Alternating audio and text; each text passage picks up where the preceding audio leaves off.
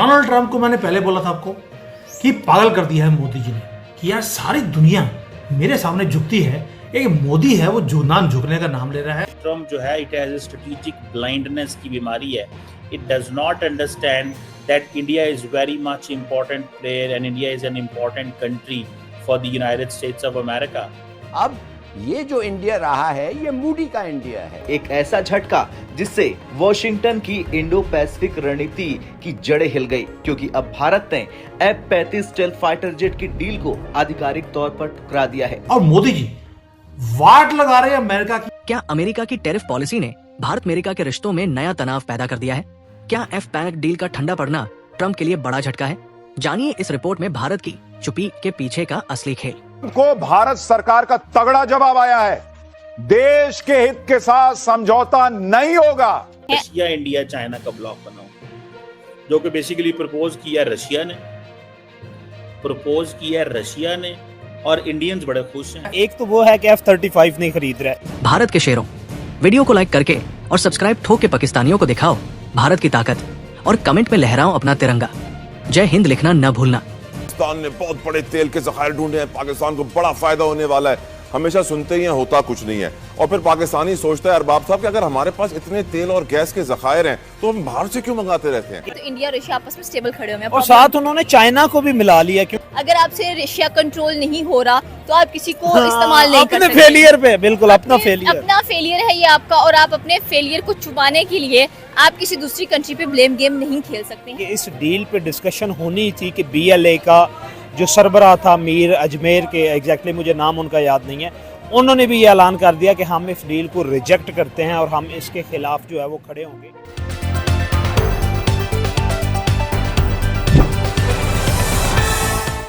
नमस्कार दोस्तों, अमेरिकी राष्ट्रपति डोनाल्ड ट्रंप ने हाल ही में भारत सहित कई देशों पर टैरिफ लगाने का ऐलान किया है। खास तौर पर भारत पर 25% टैरिफ लागू करने की घोषणा ने दोनों देशों के व्यापारिक और रणनीतिक संबंधों में खलबली मचा दी है। ट्रंप के मुताबिक ये नए टैरिफ 1 अगस्त से लागू हो जाएंगे। इसी बीच एक बड़ी खबर सामने आई है। भारत ने अमेरिका से F-35 फाइटर जेट्स खरीदने की डील पर अभी तक कोई प्रतिक्रिया नहीं दी है। सूत्रों की माने तो भारत की ये मौन नीति दरअसल अमेरिका को जवाब देने का एक तरीका है, जिससे ये संदेश दिया जा रहा है कि भारत फिलहाल F-35 स्टील्थ फाइटर जेट्स खरीदने में रुचि नहीं रखता। ब्लूमबर्ग की एक रिपोर्ट में इस पूरे घटनाक्रम का खुलासा हुआ है। आपको बता दें, इसी साल फरवरी में प्रधानमंत्री नरेंद्र मोदी ने अमेरिका का दौरा किया था, जहां राष्ट्रपति ट्रंप ने F-35 फाइटर जेट्स की डील का प्रस्ताव रखा था। लेकिन अब खबर है कि अमेरिका लगातार भारत पर इन लड़ाकू विमानों की डील को लेकर दबाव बना रहा है। वहीं भारत ने इस प्रस्ताव को फिलहाल ठंडे बस्ते में डाल दिया है। ये घटनाक्रम साफ इशारा करता है कि भारत ने रणनीतिक चुप्पी साधकर अमेरिका को बड़ा मैसेज दे दिया है। पहली बात तो ये कि अगर हम लोग इंडिया और अमेरिका की एक हिस्ट्री की बात करें, ट्रेड हिस्ट्री की बात करें, तो इंडिया सबसे ज़्यादा लार्जेस्ट बिगेस्ट पार्टनर रह चुका है अमेरिका का। अगर ट्रेडिंग के लिहाज से हम लोग बात करें, वो तो अब भी है। वो अब भी था, अब नहीं है, बिकॉज ऑफ द ट्रम्प। ठीक है, ट्रम्प ने जो करतूते किए आने के बाद वो सबके सामने हैं। अगर आपसे रशिया कंट्रोल नहीं हो रहा तो आप किसी को इस्तेमाल नहीं कर सकते। अपने फेलियर पे, बिल्कुल अपना फेलियर है ये आपका, और आप अपने फेलियर को छुपाने के लिए आप किसी दूसरी कंट्री पे ब्लेम गेम नहीं खेल सकते हैं। And you are doing the same thing on India. ठीक है, अगर हम लोग बात करें तो रिसेंटली आपने ट्रम्प का एक ट्वीट भी देखा होगा जिसमें उन्होंने ये कहा है कि India and I we are very good friends. Good friend. ठीक है, एक तो रशिया से तेल खरीद कर वो क्यों खरीदे, एग्जैक्टली वो क्यों खरीद रहे हैं, और दूसरी बात ये है कि सबसे बड़े अगर हम लोग मिलिट्री इक्विपमेंट्स की बात करें तो वो इंडिया रशिया से ले रहा है। अब वो इंडिया ने तो बरमला कहा है कि भाई हम लोग नहीं एतबार करते, और जितने भी बड़े बड़े आप ये कह लें कि जो लार्जेस्ट डिफेंस सिस्टम है इंडिया के पास, वो हमेशा रशिया से लेता है। वो कहता है कि अगर ये हमें 1% देता है तो 2% पाकिस्तान को दे देता है, वो इसलिए ट्रस्ट करने को तैयार नहीं। हाँ एग्जैक्टली, बात यही है। ठीक है, अब अगर हम लोग बात करें तो ट्रम्प अमेरिका के अंदर इंडिया ने सबसे ज्यादा अपने जो स्मार्टफोन्स हैं उसको एक्सपोर्ट किया है, और चाइना को भी पीछे छोड़ दिया। बिल्कुल ऐसे ही है। ठीक है, अब हम लोग बात करें नेटो से स्टार्ट करते हैं, जहां पर ट्रम्प ने कहा कि 50 दिन है रशिया के पास, हम नहीं तो नेटो मिलके हमला करेगा। कहां पर? मॉस्को पर ऊपर, और उनकी एक सिटी थी, I forgot it that city name.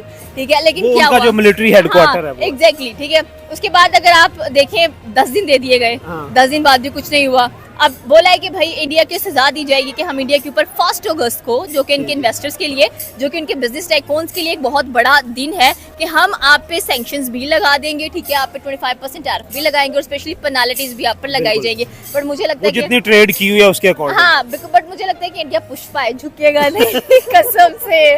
उसको पता है कि हाँ मुझे बैड सिचुएशन पुष्पा का डायलॉग भी बता दो। एग्जैक्टली वो यही है ना कि वो कहता है ना कि फ्लावर्स आई फॉरगॉट इट, वो भी भूल गया।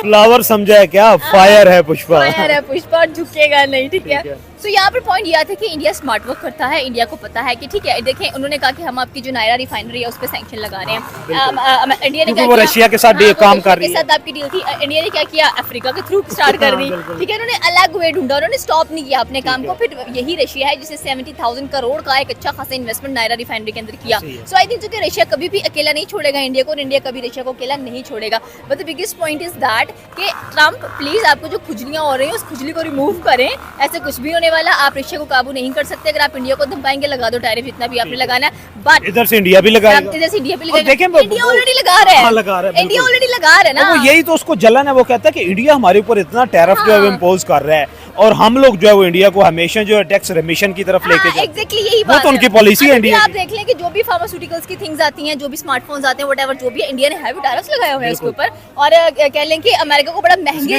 इंटरनल उनकी जो है वो प्रमोट होती है उनकी। एग्जैक्टली बात यही है। बट आई थिंक कि इंडिया ने जितना 1.5 बिलियन की आबादी है, कोई बेवकूफ ही होगा, कोई पागल ही होगा जो कहेगा कि मैं अपनी सारी चीजें यहाँ से उठाऊं और मैं अमेरिका शिफ्ट हो जाऊं। बट आई थिंक कि ट्रम्प एक लेबर इतनी सस्ती है, एग्जैक्टली, स्किल्स इतने हैं, माइंड इतना बेहतरीन है, प्रोबेबली यही बातें हैं। बट मैं यहाँ पे ये समझती हूँ कि जो ट्रम्प है ना, उसको काफी ज्यादा एक थेरेपी की जरूरत है, एक अच्छी थेरेपी की। I think so he should go on holidays, कुछ छुट्टियां वुटियां करे, एंजॉय करे और इंडिया की जान छोड़ दे, भारत की जान छोड़ दो प्लीज। वो आपकी कभी भी नहीं सुनेगा, वो अगर सुनेगा भी तो रशिया की सुनेगा उसके साथ। उसको जहाँ से देखिए, वो कहते हैं ना कि जो आपके दोस्त का दुश्मन दुश्मन, दुश्मन का दोस्त, ठीक है। तो यहाँ पर अगर आप देखा जाए ज्यादा ट्रम्प को जो तकलीफ हुई है, एक तो वो है कि F-35 नहीं खरीद रहा है, क्योंकि ट्रम्प जो वो तरले कर रहा था आपको पिछले 3 से 4 सालों से अमेरिकन गवर्नमेंट जो है, इवन कि ट्रम्प के पहले टेन्योर में वो कहता कि F-35 आप लोग खरीदे, लेकिन इंडिया नहीं खरीद रहा था।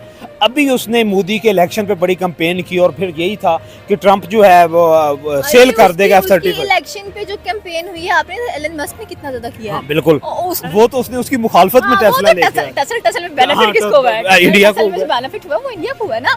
सो आई होप सो कि यहाँ पर अगर देखा जाए तो मुझे नहीं लगता कि कल का जो दिन है नॉट ओनली फॉर इंडिया बल्कि पूरी दुनिया के लिए एक बड़ा दिन साबित होने वाला है। But the point is that कि आज से ही आपने देखा होगा कि स्टॉक एक्सचेंज इंडिया की वो तो क्रैश कर गई है। देखिए, इम्पैक्ट तो एक पड़ा है उनके ट्वीट से, लेकिन सवाल ये है कि कितना स्टेबल रहेगा इंडिया। क्या इंडिया इजीली इसको जो है वो आप ये कह लें कि बियर कर लेगा? देखिए, जिस मुल्क के अंदर इतने ज्यादा बिलियनियर्स मौजूद हों, मिलियनियर्स मौजूद हों, हमारी तरह नहीं कि हम अपने पैसे उठा स्विस बैंक्स में जाके जमा करवा रहे हैं, उनके पैसा बाहर नहीं, वो अपनी कंट्री में व्हाइट मनी कभी भी एग्जैक्टली वो बना रहे हैं और उनके पास इतने ज्यादा बिजनेस टाइकून्स है। तो एक और क्वेश्चन भी है कि इंडिया में जो बिलियनर्स है ना, वो सारे के सारे बिजनेसमैन हैं, उनमें से कोई ब्यूरोक्रेट नहीं है आपके पास, कोई पॉलिटिशियन नहीं है। पाकिस्तान का मसला ये है, पाकिस्तान और इंडिया को जब हम लोग कंपैरिजन करते हैं तो पाकिस्तान में जितने अमीर बिलियनर्स तो हम लोग मेरे ख्याल में नहीं है ही नहीं है, लेकिन जितने कुछ 4 पैसे वाले लोग हैं वो पॉलिटिशियन है जिन्होंने इसी मुल्क से लूटा हुआ है और वो मुल्क में रख नहीं सकते। इंडिया के पास प्लस पॉइंट ये है और इंडिया की ये आप ये कह लें कि खुशकिस्मती है कि उनके सारे बिजनेसमैन हैं